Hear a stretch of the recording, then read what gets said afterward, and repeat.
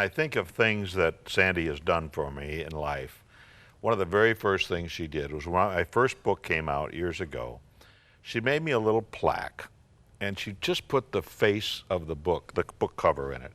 And she said, #1 husband, #1 father, #1 author. Of all the things in life, we've been blessed. We've had a lot of things in life, but when I think of things that are meaningful to me, that's one of them that sticks right out. Because it's the words that make a difference. And you women are the wordsmiths, okay? We men aren't great at words. You women are the ones that are really good at that. But it's the little things that make a difference. Now, we said earlier that we were going to get back to the story about how you first met Sandy. Yeah. In the men's room? You were both, Yeah, Okay. a men's room of a hospital. She was a nurse's aide. I was thrown out of college, out of the university, for stealing the Conscience Fund, which is a long story I don't want to go into. But nevertheless, I was struggling. I was just a kid. I was 20. She was 18.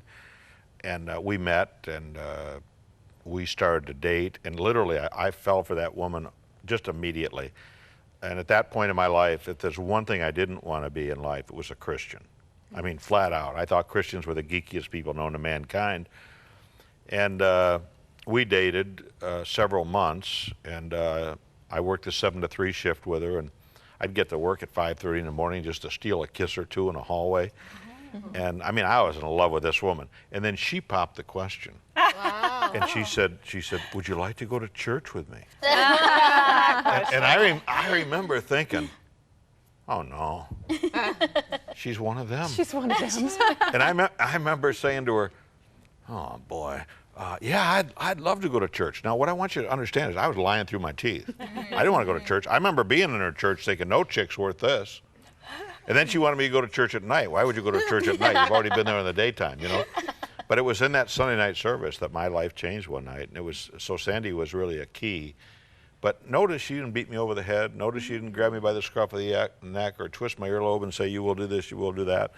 She very gently led me in that direction, and the Holy Spirit and God did the rest. What and happened my life in that changed. Sunday night service?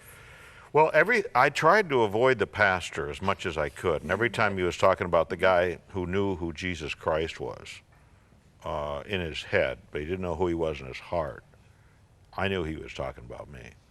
And I tried to look away from that sucker. And every time I looked up, those big brown eyes were looking at me.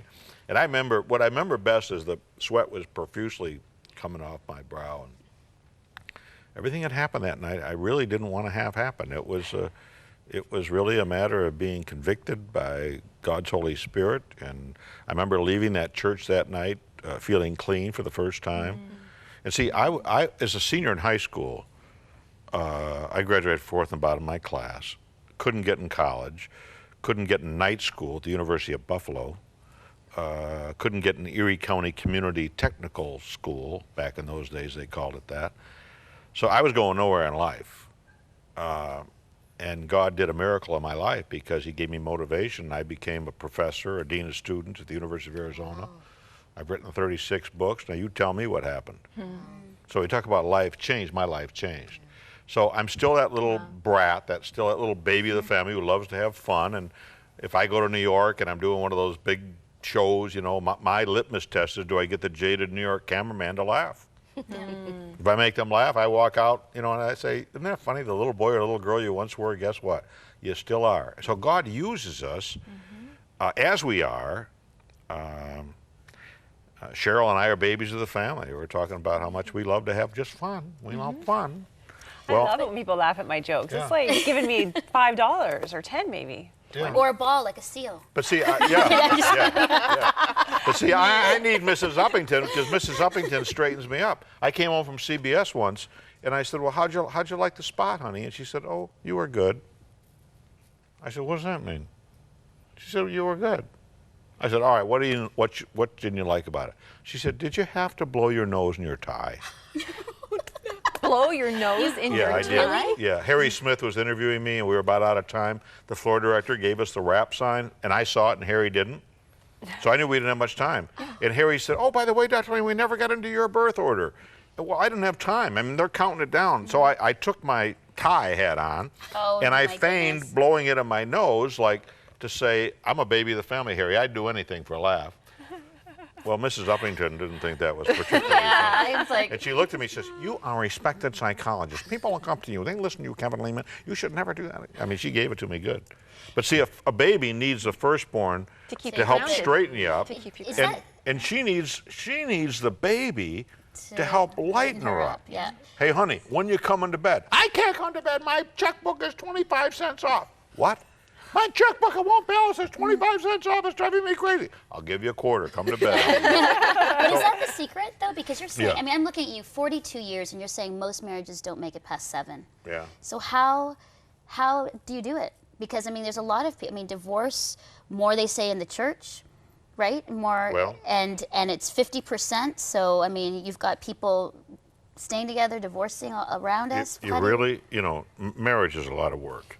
For those of you who are thinking of getting married, let me tell you something. You pick up vomit when you're married. You pick up diarrhea. You go to Walgreens and buy a box of those things. You do all those kind of things. It's not always easy. You learn to put the other person first in life. A lot of work, but a lot of joy. We have fun. The Leman family is fun. We all have fun. Our idea of fun is watching The Three Amigos. It's a 2-star rated movie, and we all sing along with the horses. We have fun in our family.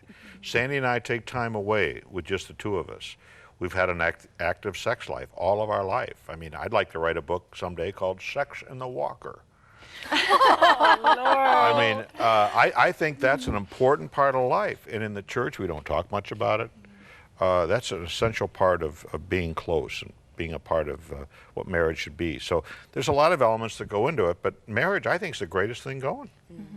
And it does, as you have been married longer and longer and you have more history together and you walk through life more and you raise children and you go through hard times and you go through them together and it makes you stronger. And Ron and I just celebrated our 25th anniversary just in July, and it gets better. It grows into something different, and it just keeps getting better. And young people, I think, need to hear that from people who've been married for 25 years, or in our case, near death at 42, that marriage is the greatest thing going. All the research says, we've got to get you married, that you're going to live longer and all those things. I hate that research. It's If so you're depressing married- for a Yeah, I single know. person. It's like more depressed, I'm more a mental good matchmaker. illness. I'm a good matchmaker. Call Oh me. no, not you. drleman.com. I love about your book, and not just for the single person, but you write it from the perspective of, look, I'm a man, women, I'm going to clue you into what men are like. Although you do say that men are as dumb as mud, and I'm not sure if men would appreciate that, but you're trying to say they're simple. They're not as We are complicated simple, as and we are. need direction. See, a woman can be a great balance to a man. And the smart man realizes how gifted his wife is relationally. That's what women thrive on. They thrive on relationships.